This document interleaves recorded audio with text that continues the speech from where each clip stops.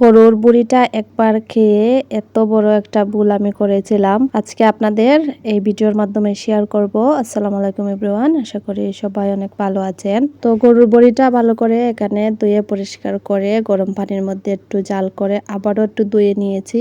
এখন আবারও একটু কুশবি দিয়ে দিব। তো কুশবিটা দিলে বড়ের একটা গন্ধ আছে, ওটা চলে যায়। তো কুশবি দেওয়ার জন্য এখানে 1 চা চামচ রসুন বাটা, আদা বাটা আর হলুদের গুঁড়া দিয়ে দিয়েছি। অল্প একটু পানি দিয়ে এটাকে এখন ভালো করে আমি সিদ্ধ করে নেব।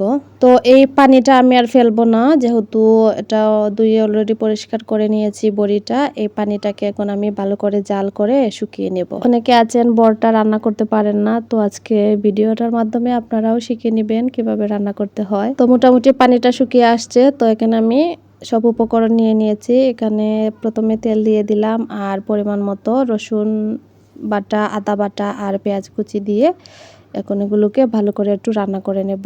এগুলাকে একটু ব্রাউন কালার করে নিতে হবে। আর সাথে কয়েকটা গোটা মশলাও দিয়ে দিলাম। এখানে ছিল তেজপাতা, দারচিনি, লং, এলাচি। এই তো এখন ভালো করে মিশিয়ে এগুলাকে ফ্রাই করে নিচ্ছি। আমি সবগুলোকে ভালো করে নেড়েচেড়ে একটু ব্রাউন কালার করে নিয়েছি, দেখতেই পাচ্ছেন।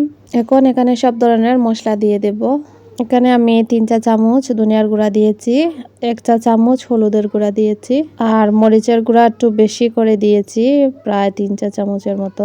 আর জিরার গুঁড়াও দিয়ে দিলাম 1 চা চামচ আর লবণও দিয়ে দিলাম 1 চা চামচের মতো। দিয়ে এগুলাকে ভালো করে আবারও কষিয়ে নেব। তো বড়িটা একটু জাল জাল হলেই বেশি ভালো লাগে।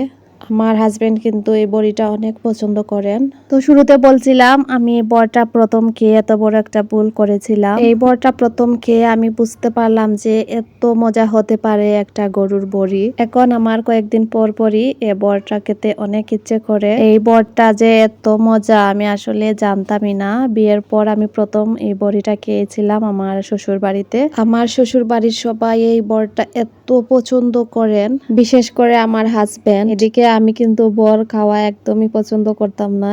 তো সে জায়গাতে আমার হাজবেন্ড অনেক পছন্দ করতেন বড় খাওয়াটা। আলহামদুলিল্লাহ এখন আমি বড়টাও খাই আর এত মজা করে রান্নাও করতে পারি। আমার হাতের বড়টা কিন্তু সবাই অনেক খেতে পছন্দ করেন। তো বড়টা খেয়ে আমি আসলে এত বড় একটা ভুল করেছি, এখন আমার বারবার খেতে ইচ্ছে করে। আর এই যে আমি অনেক মজা করে এখন বড় দিয়ে ভাত খাচ্ছি, আপনাদের সাথেও শেয়ার করলাম। যারা গরুর বড়ি খান না তারা একবার হলেও খাবেন, আর খেয়ে আমার মতো এভাবে ফেঁসে যাবেন, বারবার খাবেন, তখন দেখবেন। তো সবাই অনেক ভালো থাকবেন। আল্লাহ হাফিজ।